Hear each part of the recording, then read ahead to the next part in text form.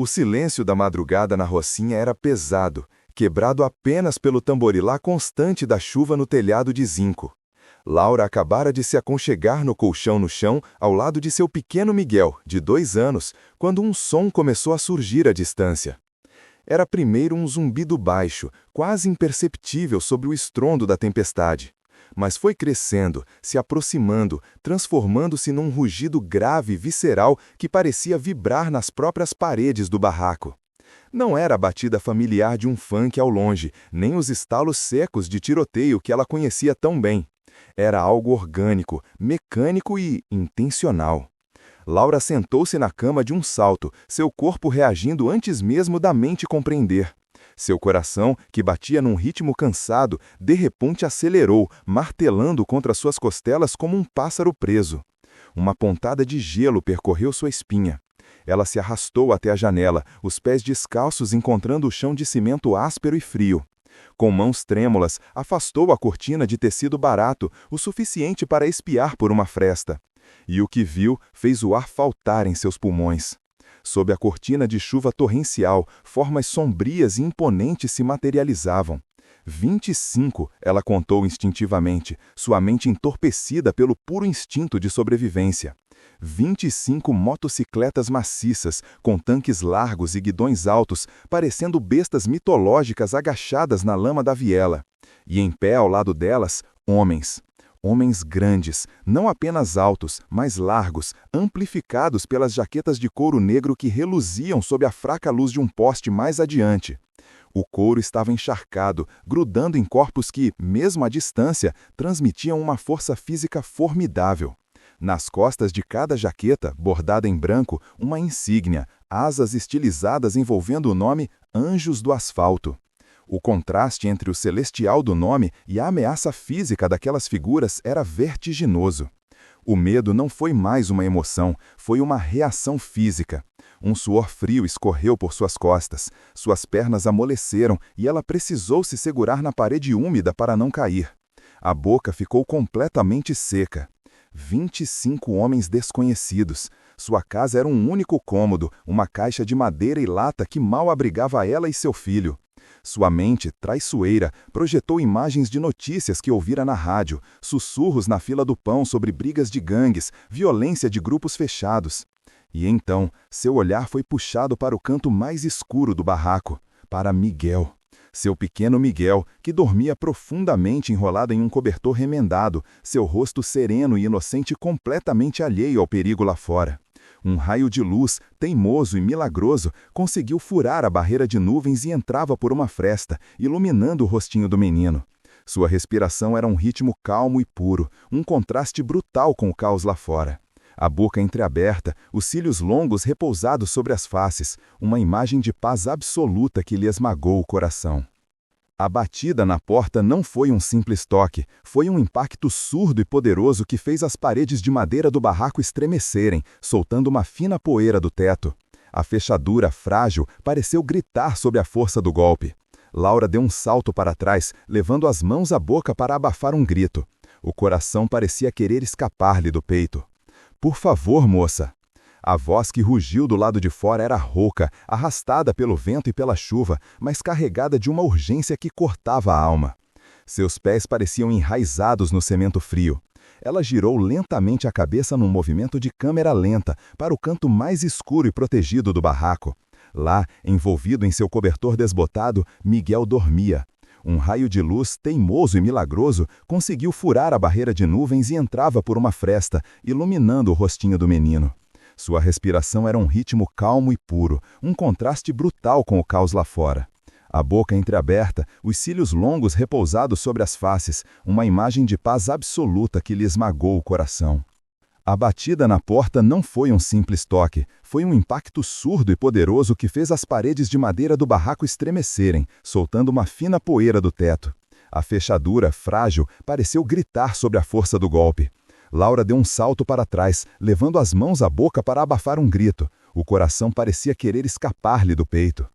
"Por favor, moça!" A voz que rugiu do lado de fora era rouca, arrastada pelo vento e pela chuva, mas carregada de uma urgência que cortava a alma. Era o rugido de um homem no limite. A estrada ficou intransitável, estamos congelando. Cada palavra era um martelo batendo contra sua vontade. Seus pés pareciam enraizados no cimento frio. Ela girou lentamente a cabeça num movimento de câmera lenta para o canto mais escuro e protegido do barraco. Lá, envolvido em seu cobertor desbotado, Miguel dormia. Um raio de luz, teimoso e milagroso, conseguiu furar a barreira de nuvens e entrava por uma fresta, iluminando o rostinho do menino. Sua respiração era um ritmo calmo e puro, um contraste brutal com o caos lá fora. A boca entreaberta, os cílios longos repousados sobre as faces, uma imagem de paz absoluta que lhe esmagou o coração. E então, como um flash, memórias invadiram sua mente. A mão da dona Marta, da vendinha, lhe estendendo um saco com arroz e feijão quando ela não tinha R$1. Os vizinhos se juntando para consertar seu telhado depois de um temporal. O abraço silencioso de uma amiga no dia em que soube que estava grávida e sozinha. A solidariedade do morro, aquela moeda invisível que valia mais que ouro, aquela que a mantivera viva. Quantas portas se haviam aberto para ela quando mais precisara. Seu corpo ainda tremia, o medo ainda era um sabor metálico na boca. Mas algo maior, mais antigo, começou a brotar em seu peito. Uma força que vinha das profundezas de ser mãe, de ser humana.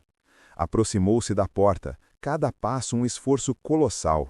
Sua mão direita ergueu-se, os dedos finos e calejados pairando sobre o ferrolho enferrujado. Eles tremiam de forma incontrolável, dançando um balé de pavor. Ela os envolveu com a mão esquerda, tentando conter a tremedeira, e com um esforço que lhe consumiu as últimas reservas de coragem, puxou o ferrolho para o lado. O metal gemeu, um som alto e final no silêncio tenso. A porta abriu-se, não de uma vez, mas alguns centímetros, rangendo nos dobradiças. O que ela viu do outro lado não eram os monstros que sua mente aterrorizada havia pintado. Agrupados na entrada, encharcados até os ossos, estavam homens, apenas homens. A água escorria dos seus cabelos curtos, das suas barbas, das dobras de couro. Seus lábios estavam de um tom arroxeado, e o tremor que os sacudia era visível, involuntário, fazendo com que os equipamentos nas motos tilintassem levemente. A postura imponente que ela imaginara havia se desfeito, substituída por uma fragilidade crua. Na frente deles, um homem mais velho, de estatura larga e barba grisalha colada pela água ao rosto, encarou-a. Seus olhos, profundos e marcados por cansaço, eram vermelhos, seja pelo esforço, seja pelo frio, seja pela emoção do desamparo. Ele não parecia um líder de um clube temível, parecia um pai, um avô, exausto. Ele engoliu em seco antes de falar, e sua voz, agora que a porta estava aberta, já não era um rugido. Era baixa, áspera, mas carregada de uma solenidade humilde.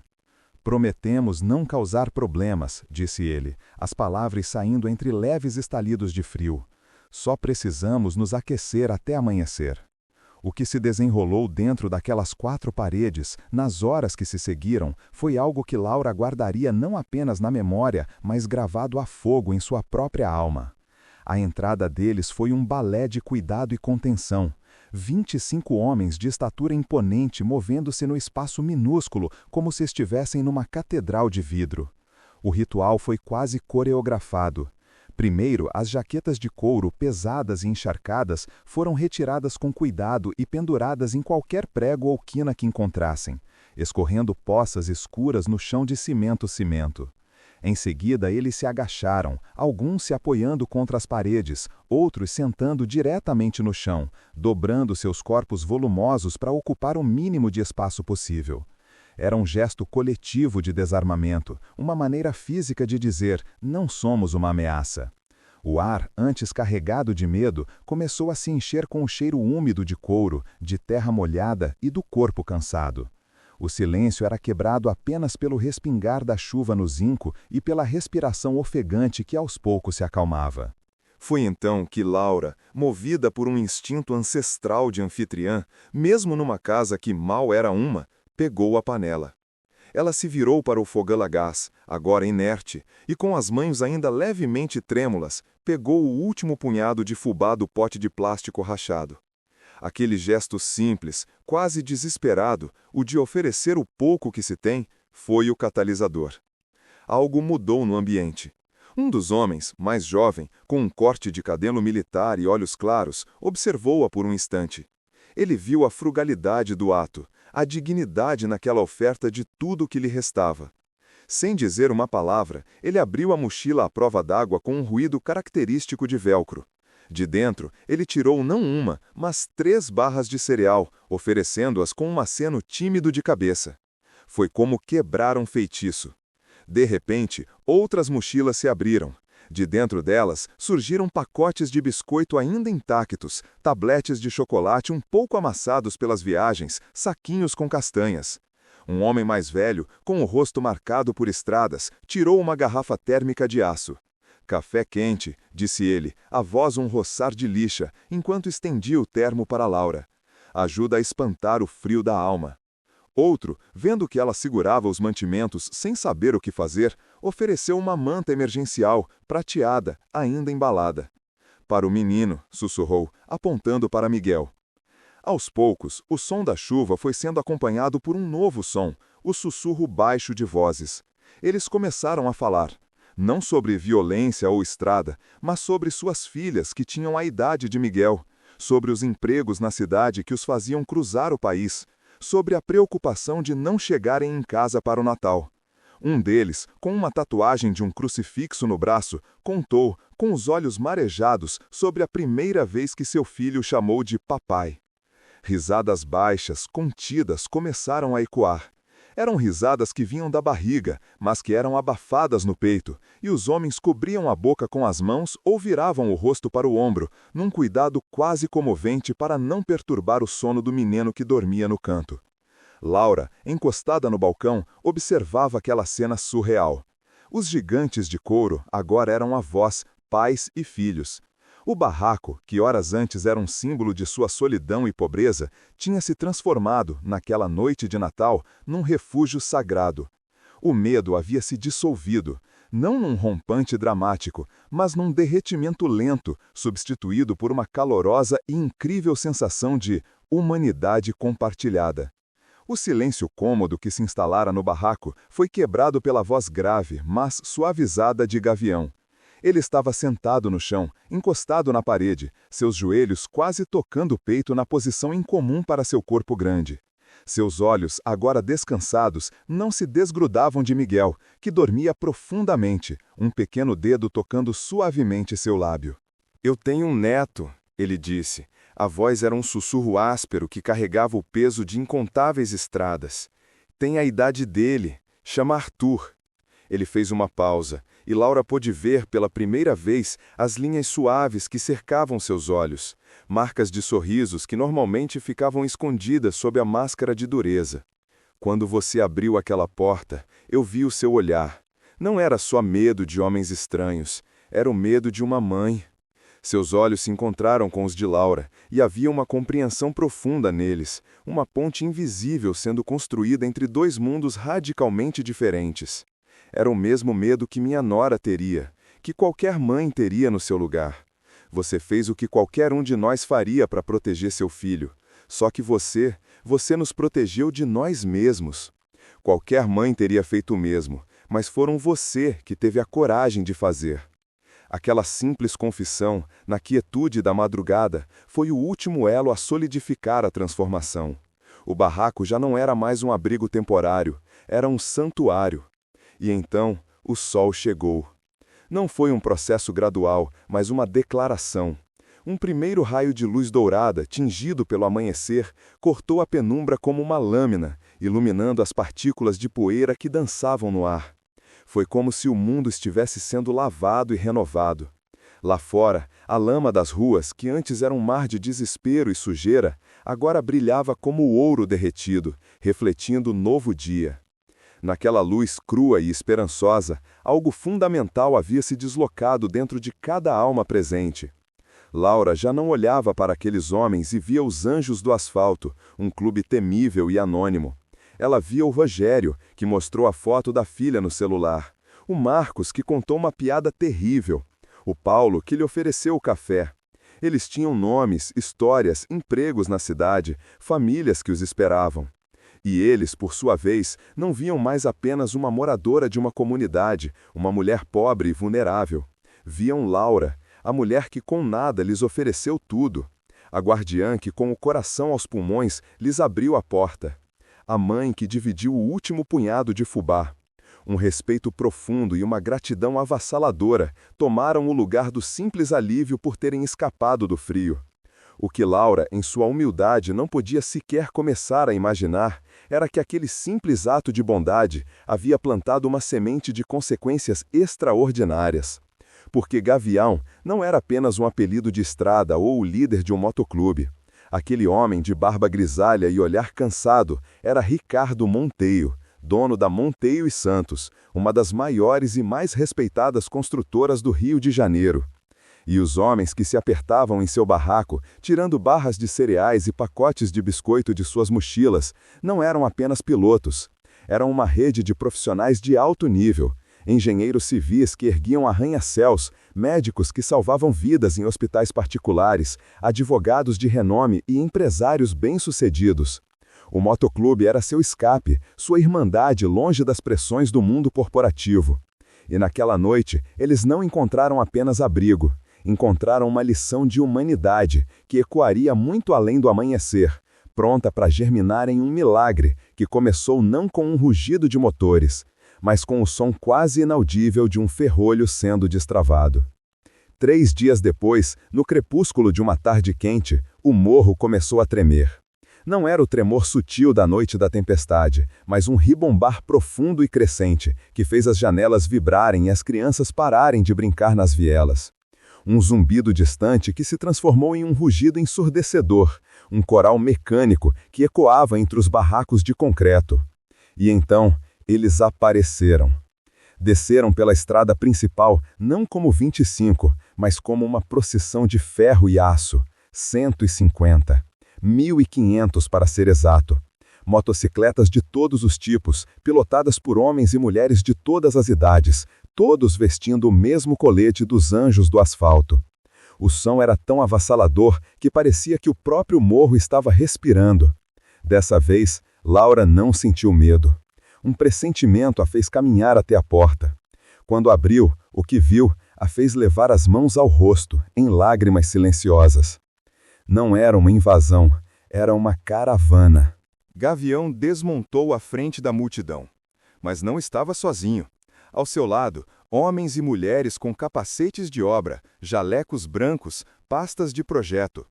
Caminhões-baú estacionaram atrás da maré de motos, com logotipos de lojas de material de construção e empresas de engenharia. Laura, disse Gavião, seu sorriso largo e genuíno sobre o capacete. Viemos pagar nossa dívida, não com esmola, mas com respeito. E então, o verdadeiro milagre começou a se desenrolar. Não foi um presente, foi uma transformação. Engenheiros abriram plantas arquitetônicas no balcão do bar. Pedreiros, muitos deles recrutados da própria comunidade, começaram a demolir o barraco precário com um cuidado quase cerimonial. Em seu lugar, ergueram, tijolo a tijolo, uma casa sólida de 2 andares. No andar de baixo, o bar da Laura renasceu, não como um barraco, mas como um estabelecimento de verdade, com balcão de granito, geladeiras novas e um letreiro luminoso. No andar de cima, um lar de verdade, com 2 quartos, uma sala e um banheiro com água quente. Para Miguel, não trouxeram apenas brinquedos, trouxeram um futuro. Gavião entregou a Laura uma caderneta de poupança com um depósito inicial que fez suas pernas vacilarem. Para a faculdade do pequeno, ele disse, piscando. Um dos médicos do clube, um pediatra renomado, assumiu como médico da família, garantindo que Miguel teria acompanhamento de saúde para sempre. E a Rocinha ganhou mais que uma casa. O bar tornou-se o coração de um projeto social. Aos sábados, advogados do clube ofereciam atendimento jurídico gratuito. Aos domingos, a área da cozinha virava uma escolinha de reforço para as crianças da comunidade com voluntários pagos pelo clube. Os anjos haviam adotado o morro. A história se espalhou pelo Rio como um conto de fadas moderno. A mulher que abrigou anjos e foi recompensada. Mas todos que conheciam a Laura sabiam a verdade.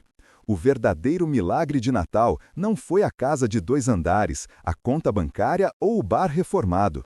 O verdadeiro milagre aconteceu naquela noite de tempestade, quando o medo era um gosto amargo na boca e o desespero um peso nos ombros. O milagre foi a coragem de uma mãe solitária, cujo amor por seu filho foi maior que todos os seus temores. Foi ela enfrentando o monstro do preconceito e descobrindo que do outro lado não havia monstros, mas apenas pessoas. Pessoas com histórias, com frio, com netos que amavam. Anjos disfarçados de couro e aço, cuja fachada dura escondia uma humanidade tão frágil e potente quanto a dela. A história de Laura nos ensina que o mundo está repleto de portas. Portas que fechamos por medo do que está do lado de fora. Portas que trancamos com o ferrolho do preconceito, da desconfiança, do cansaço. Mas e se a maior coragem não for lutar, ou gritar, ou conquistar? E se a maior coragem for simplesmente abrir a porta? Abra a porta para o desconhecido. Abra a porta para a compaixão. Abra a porta mesmo quando suas mãos estiverem tremendo, mesmo quando cada instinto gritar para você se trancar e se proteger. Porque do outro lado de uma porta aberta pode haver não um inimigo, mas um irmão. Pode haver não o perigo, mas a salvação. Pode haver, escondido no rugido da tempestade e no visual de um estranho, o som suave de asas se agitando. O milagre não espera por condições perfeitas. Ele bate à sua porta na pior noite, com a pior aparência. Você terá coragem de abrir?